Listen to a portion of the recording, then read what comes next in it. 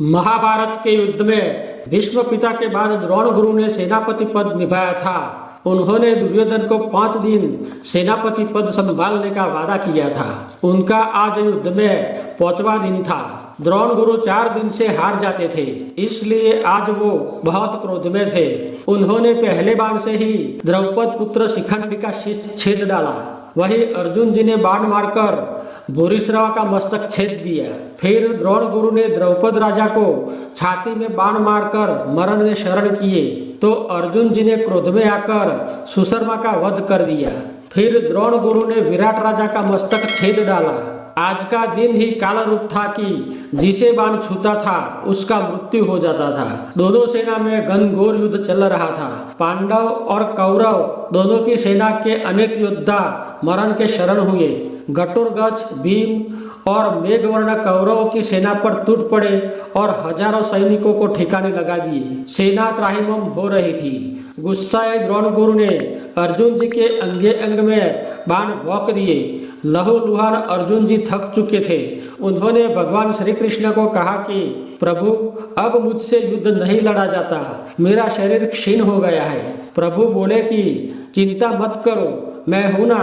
तुम एक काम करो, पवनास्त्र बाण मारकर गुरुपुत्र अश्वत्थामा को अनेक योजन दूर फेंक दो, बाकी मैं संभालता हूँ। अर्जुन जी ने पवनास्त्र बाण मारकर अश्वत्थामा को आकाश में उड़ाया। वो बेशुद्ध होकर बहुत दूर कंकण देश में पड़ा। अब प्रभु ने भीमसेन को कहा कि तुम गुरु के तंबू पर जाओ और उनका जो अश्वत्थामा नाम का हाथी है उसे मार डालो।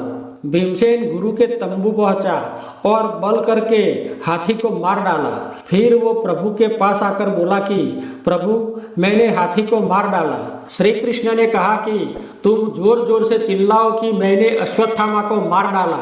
भीम जोर जोर से चिल्लाने लगा कि मैंने अश्वत्थामा को मार डाला, वो मेरे हाथ मारा गया, मैंने उसको ऊपर पहुंचा दिया। अब द्रोण गुरु ने ऐसी कसम खाई थी कि अगर उनके पहले उनका पुत्र अश्वत्थामा का मृत्यु हो जाए तो वो हथियार फेंक देंगे और कभी युद्ध नहीं लड़ेंगे। उस कारण गुरु ने भीमसेन की बात सुनकर सबको अश्वत्थामा को ढूंढने को बोला, लेकिन अश्वत्थामा कहीं नहीं मिला। तो भीम को कहा कि अगर अश्वत्थामा को मारा है तो उसका मृतदेह बताओ। भीमसेन ने कहा कि मैंने उसके देह का चूरे चूरा करके फेंक दिया। द्रोण गुरु को भीम पर विश्वास नहीं आया तो अर्जुन जी को पूछा कि क्या अश्वत्थामा मर गया, वो बात सच है? अर्जुन जी ने कहा कि हाँ गुरु जी, ये बात सच है। फिर भी उनको विश्वास नहीं आया तो श्री कृष्ण को पूछा कि अश्वत्थामा को भीम ने मार डाला, वो सच है? प्रभु बोले कि हाँ महाराज, सच है। अभी भी द्रोणाचार्य को किसी पर विश्वास नहीं आया तो प्रभु को कहा कि धर्मराय युधिष्ठिर आकर बोले कि हाँ ये बात सच है तो मैं सच मानूं, वरना युद्ध के लिए तैयार हो जाओ। युधिष्ठिर उस वक्त अपने तंबू पर थे। श्री कृष्ण ने युधिष्ठिर को लेने के लिए भीमसेन को तंबू पर भेजा। भीम ने तंबू पर आकर धर्मराय को सब बात बताते हुए कहा कि भैया, आपको द्रोणाचार्य को इतना कहना है कि ये बात सच है। धर्मराय ने कहा कि तुम चाहे कुछ भी कर लो, लेकिन मैं झूठ बोलने वाला नहीं हूँ, जो है वो साफ साफ बता दूंगा। भीमसेन बोला कि भैया, सिर्फ इतना तो कहना है कि हाँ बात सच है, वरना तुम्हारे 4 भाई मारे जाएंगे। युधिष्ठिर ने कहा कि जो होगा वो विधि के विधानुसार होगा, लेकिन मैं झूठ नहीं बोलूंगा। ये सब बात सुनकर कुंता जी बोले कि बेटा, तुम्हें 4 भाइयों को बचाना है, तुम शीघ्र वहां पहुंचो। युधिष्ठिर ने कहा कि माता, मैं जाऊंगा जरूर, लेकिन झूठ नहीं बोलूंगा। कुंता जी क्रोध करके बोले कि चुपचाप भीम कहता है ऐसा करो, वरना मैं जलकर मर जाऊंगी, तुम्हें स्त्री हत्या का पाप लगेगा। अब युधिष्ठिर मजबूर हो गए और सोचने लगे कि झूठ बोलने से माता की हत्या का पाप ज्यादा लगेगा, और द्रोणाचार्य को मिलने युद्ध मैदान पहुंचे। उन्होंने सोचा कि झूठ बोलने में भी थोड़ा बचाव हो जाए, ऐसा करो। द्रोणाचार्य ने उनको पूछा कि अश्वत्थामा मर गया, वो बात सच है? युधिष्ठिर ने कहा कि जी हाँ, वो बात सच है, लेकिन पशु मरा या इंसान पता नहीं। मतलब अश्वत्थामा हाथी मरा या गुरुपुत्र अश्वत्थामा मरा, ये मुझे पता नहीं। इसी तरह नरोवा कुंजरोवा करके वहां से निकल गए। द्रोण गुरु को युधिष्ठिर के जवाब से संतोष नहीं हुआ तो समाधि लगाकर देखने का निश्चय किया। वो शस्त्र एक ओर डालकर समाधि लगाकर बैठ गए। अब श्री कृष्ण द्रौपद पुत्र धृष्टद्युम्न को लेकर आए और बोले कि द्रोणाचार्य का मृत्यु तुम्हारे हाथ है, तुम बाण चलाओ। धृष्टद्युम्न बोला कि प्रभु, ये तो हथियार डालकर समाधि में बैठे हैं, मैं कैसे बाण चलाऊं, मुझे पाप लगेगा। प्रभु बोले कि तुम्हारे पिता का वध उन्होंने किया है, तुम्हें पाप लगे तो वो मेरे सर पर, तुम कुछ सोचे बिना बाण चलाओ। धृष्टद्युम्न ने प्रभु की ऐसी बात सुनकर द्रोणाचार्य पर तीर चलाया और उनका हृदय भेद दिया। गुरु का देह निस्तेज होकर नीचे गिर पड़ा।